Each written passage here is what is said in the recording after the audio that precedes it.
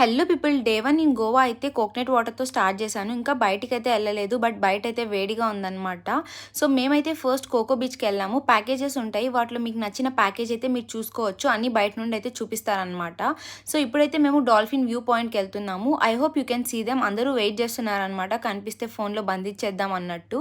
And అక్కడ నుండి మేమైతే అగోడా ఫోర్ట్ అండ్ జైల్‌కైతే ఎళ్ళాము. స్టార్టింగ్‌లో మనకైతే చెకింగ్ చేస్తారు. అక్కడ నుండి చిన్న స్టాల్స్ అన్నీ ఉంటాయనమాట. Like shopping stalls. సో, ఇప్పుడైతే దీన్ని మ్యూజియంగా కన్వర్ట్ చేశారనమాట. స్టార్టింగ్‌లోనే మనకి గోవా కోసం ఫైట్ చేసిన ఫ్రీడమ్ ఫైటర్స్ వాళ్ళ నేమ్స్ అన్నీ ఇక్కడ డిస్‌ప్లే చేసుంటారనమాట. సో, ఈ మ్యూజియం అంతా కూడా డిజిటల్ బేస్డ్‌గా ఉంటది. అసలు చాలా ఇన్ఫర్మేషన్ తెలుస్తదనమాట. మనకైతే ఈ మ్యూజియంకొచ్చాక uncovered stories and rich heritage of Goa అయితే తెలుస్తది. గోవాకొస్తే ఖచ్చితంగా ఈ ప్లేస్‌ని అయితే విజిట్ చేయండి. అండ్ అప్పటికే చాలా లేట్ అయిపోయింది. సో, లంచ్ చేయడానికి బయటకైతే వచ్చేసామనమాట. మేమైతే తెలంగాణ రుచులు అనే రెస్టారెంట్‌కైతే ఎళ్ళాము.